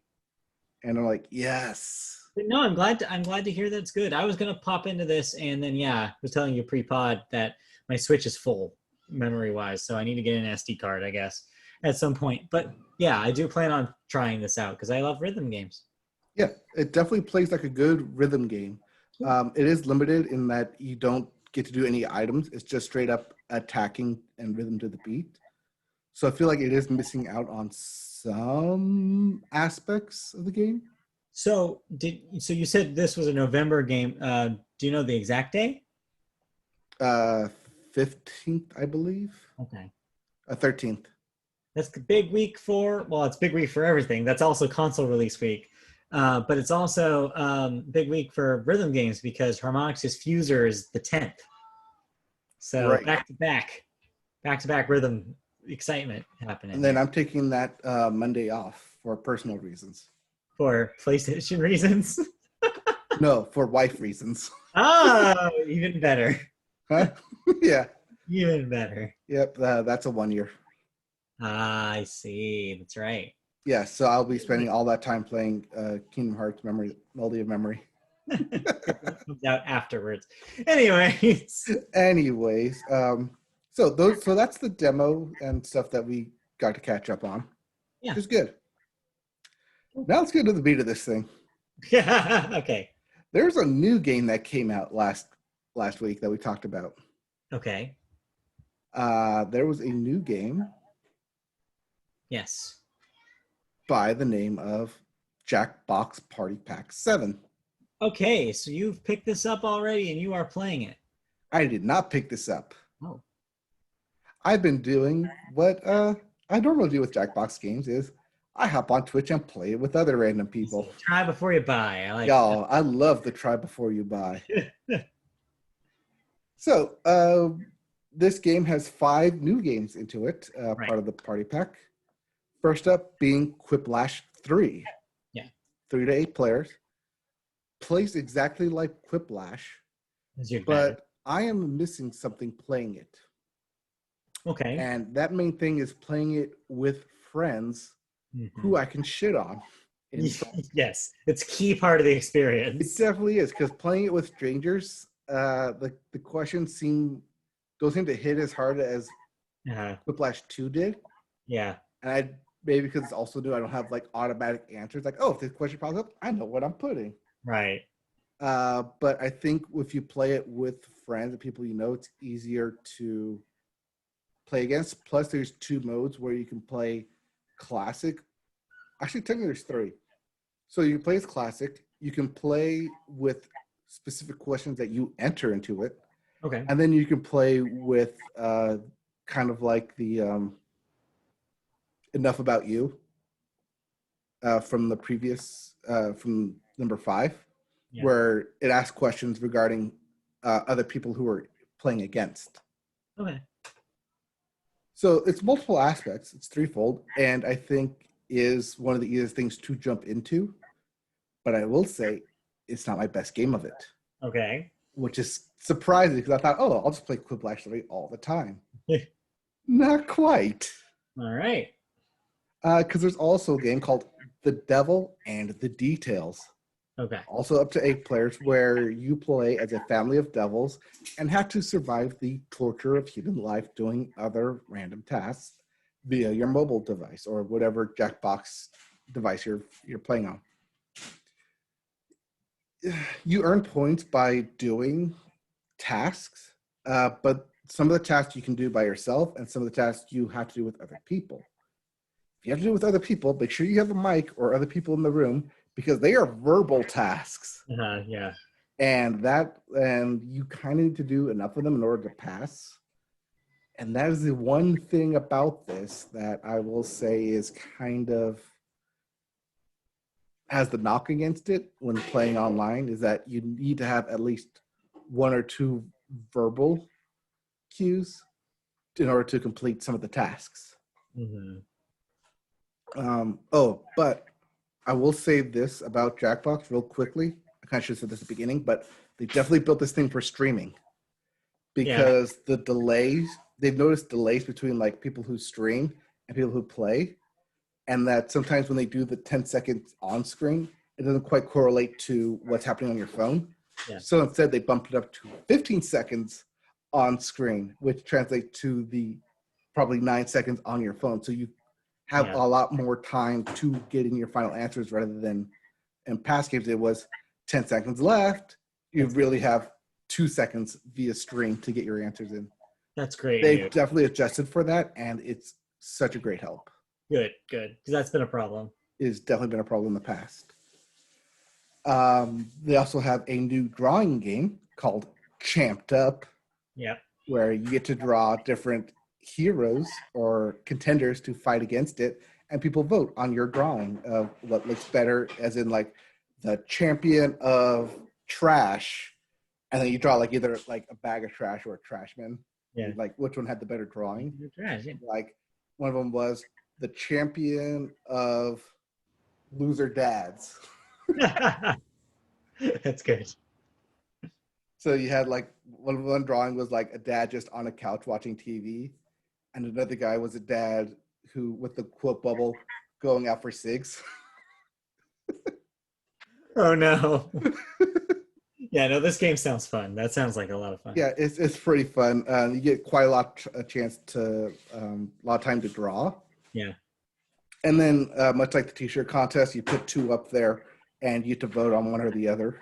Okay, cool. And then it goes into special round where at the end, the main champs all battle against each other in the blind category, but you also can draw a random one to sub your fighter in after the first one to see if it can beat the champion. Cool. And it's a lot of fun, but also takes long. Yeah. But it's fun because you're mostly drawing, so it's not like you're waiting around for people.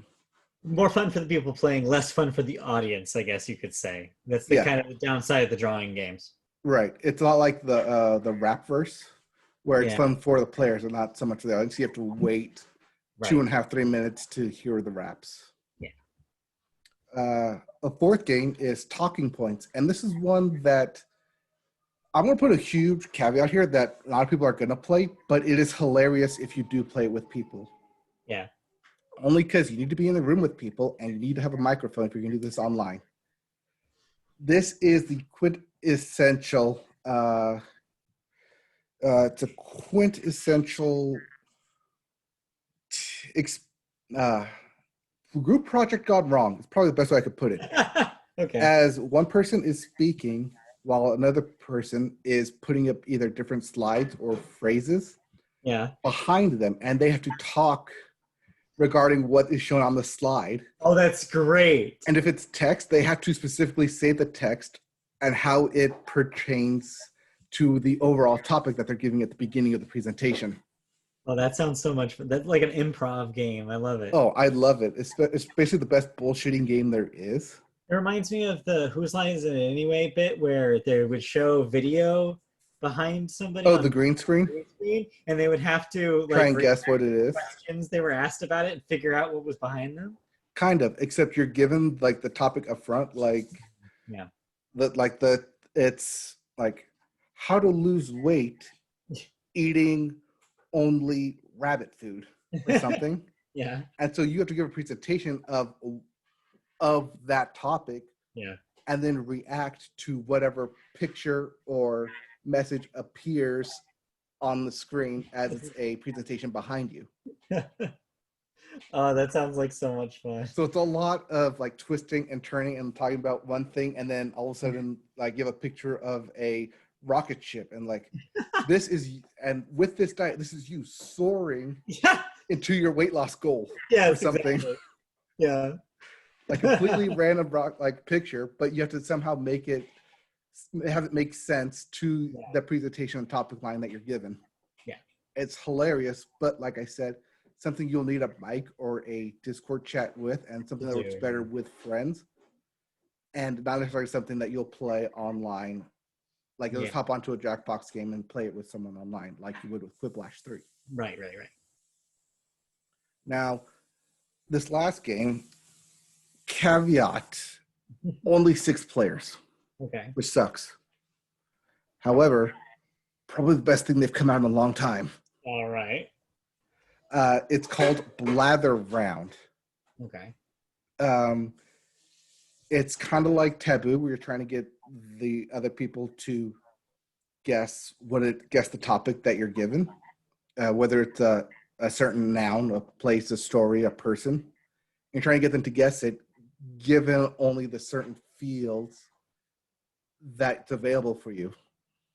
So, like one of my when I did it was Weird Al. Yeah. So I did quirky, zany, human, odd human. Just quirky, zany, odd. Tangy is quirky, tangy, odd human as my opening line. Yeah. And then the next one was famous for parody experience, and someone guessed Weird Al. Yeah. There you go. And so it popped up Weird Al Yankovic. And so it's funny because some of the words you're trying to like, it's one of those things where you have to squint and tilt your head, like, what is it? But then, like, as more people provide guesses, you can say it's similar to one of these guesses, or it's on the same vein as one of these guesses, or it's nothing like one of these guesses. Okay, cool. So, and if you're able to help out, you get bonus points yourself for helping out for people getting the answer. Okay, that's cool. And it's fun, and it's fast, and it's exciting. Yeah. And I like it. It's one of my new favorite games to come out of this. Cool.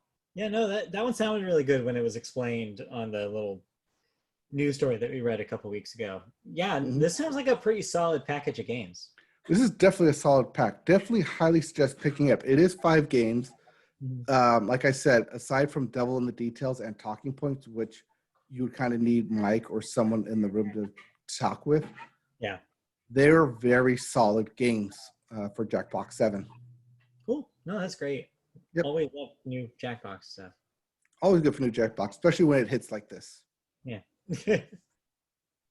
All bangers. Cool. Good news. Yep. Did you play War Genshin Impact then? Yeah, that's pretty much all I played. I'll just be really brief about it. We played a little co-op. We played co-op together. How the co-op works now. You can basically, it's really only for combat help because the other person in their world basically can't open chests. They don't level up. It's just nothing. They don't get any benefits. Right, and even if you're doing the host world, you cannot complete quests. You cannot start quests or missions. You cannot progress in any of that. It is strictly for combat and running dungeons. So just beware that it's very limited experience in co-op. That being said, I've gotten pretty far. I've discovered most of the second realm now. I'm adventure level 25. I'm close to 26, which is when I need to start the next story mission. Okay. So, yeah, I figured I was actually doing everything reverse of what I should have been. I was doing the side quests before I was doing the story quests, when the game clearly wants you to do the opposite. Oh no, I do that always though. I always do the side quest leading up to the story quest. That's what I was doing. But what I realized is every time I did that, that was the reason why I didn't have anything to do to fill the gaps to get to the next story quest. So I think what the game wants you to do is the game wants you to do all the story stuff. So that way you have actual missions to do still in order to get your adventure rank up to the next story quest. Oh yeah, no, it wants you to do the story quest until you finish that story quest, and it says blocked. You need to raise your adventure rank to do the next story thing. That's what I'm saying. So now I'm going to reverse my approach, and I'm going to have that ready for filler. But I ran out of filler right now, so I still have like a little like. So I think I'm ahead of you in story quest. Then. Are you already adventure rank 26? I don't know what adventure rank I'm at, but if you say what you're doing, I think I'm because you haven't gotten to the other city yet, right? No, I did now. What I just said was I filled that entire map out now. Okay, so you have access to everything. Yeah, I have access to everything now. So it's just, well, I think I'm ahead of you now. I don't know. Did you meet the Earth Spirit? Yes. Okay, you saw what happened to the Earth Spirit then. Yes. Okay, so yeah, I did that quest. So yeah, I'm pretty sure I'm ahead of you, but Probably. You were ahead of me before, but I played like 7 hours on Saturday. oh yeah. It was embarrassing. I didn't even realize I did not do that. I didn't even realize I did it until it was over. I was like, oh shit, I need to do something else. And that's when you made room for Kingdom Hearts Melody of Memory. So yeah, I don't know. I still really am enjoying that game. It's still surprising me with the amount of stuff that there is to do, and it still hasn't gotten old, which just blows my mind. It is amazing how much you do for that free game. Also, the new banner is up for new character Klee, who's a fire character. So yeah, your rolls now, the 8 for 10 roll now counts towards a possibility of getting Klee now. So right, it also means that they got rid of the Venti. So yeah, character. if you miss Venti, it's not like you can't still get Venti. It's just going to be harder to get Venti now. That's okay. I still haven't used any of it, so. Yeah, exactly. If you're hoarding your rolls, then just hold on. Right. At this point, might as well hold on. Although I'm saying you could get Fischl roll that bird. Just saying. I know you're saying that, but I'm also like one of those players who will just hoard it because it's too valuable. Yeah. So yeah, no, I'm still really enjoying that game. And yes, I know for the 5th week in a row, I'm going to say it. I still have yet to play Hades, but I'm going to. Did you buy it at least? I was going to buy it, but then all of the costs from my toe caught up with me, and I had to pay all my claims this week. Yeah, so that ended up being $300 plus down the drain. So I was like, well, I guess I'm gonna wait on video games. That's fine. I did beat Hades once. Cool, great. But now I have to continue to beat it. 9 more times. I keep going back to it every now and then. Yeah. But I will say, if you are going to beat it, if you are going to buy it, be prepared to die a lot. Oh yeah, no, I know it's going to be hard. Yeah, it's one of those games where you will die constantly on it. And if you don't like that, or if you're just like, I get too frustrated easily by keep dying, then this is not the game for you. Yeah. Because I kind of reach that point every now and then, which is why I stop playing it for like a day or two. But then go right back to it. Important to note, though, that there is an option in the menus for people who are having difficulty with the game to make it a little easier. Oh yeah, no, I know there is a God mode option. So I just don't want to click it yet. Yeah, I haven't exactly. reached that point yet. Yeah, so that's why I'm not worried, because I know if I really get in the weeds with it, I have a way out. So yeah, it's towing me there. I've gone through 57 runs roughly. So I am towing that line of pressing that button. Yeah, sounds like it. I mean, there's no reason not to, really. I don't know. Yeah. Each their own. But yeah, no, I'm looking forward to giving it a try. Okay. Closer and closer to decision time for best video games of the year, I feel like I need to play it. Right. We'll see. And with that, yes, we're done. With that, I think we can wrap up this little longer than we expected episode of the Media Boat Podcast. Well, it's because we had like 10 games to talk about, and some of them came from one game. Exactly. So thank you for joining us this week for the Media Boat Podcast. We will be back next week for all sorts of more news and thoughts, so look forward to that. If you want to see us in video form, you can do so on youtube.com. Go on there, search Media Boat Podcast, and find our channel. Like, subscribe, comment, whatever you want to do to engage with us. You can also listen to us in audio form, now in more places than ever. We're on Spotify, Media Boat Podcast. We're on Apple Podcasts, Amazon. We're on Google Play Store. Wherever you get your podcast, chances are we'll be there hanging out for you. So just search Media Boat Podcast, and you'll find our archive of episodes. You can talk to Google Home or Alexa and try and get them to search for Media Boat Podcast. It'll probably pop up. Ask for it by name, as they say. Cats ask for it by name. No, that's Meow Mix. Yes. You can also see us on our website, MediaBoatPodcast.com. You can also go to social media. Twitter, we're at MediaBoatCast. Facebook, search Media Boat Podcast, find our page. Twitch.tv/MediaBoat, where you can see us playing the occasional video game. Also, the occasional video game archive will be on YouTube as well. You can lastly email us at MediaBoatPodcast@gmail.com. If you want to follow us on our individual Twitter accounts, I'm at QuackerDrill, QUACKERDRILL. I am not2, NAUGHT, the number 2 on pretty much everything. Yep. And that will do it. So thank you for joining us. We'll be back next week. Yep.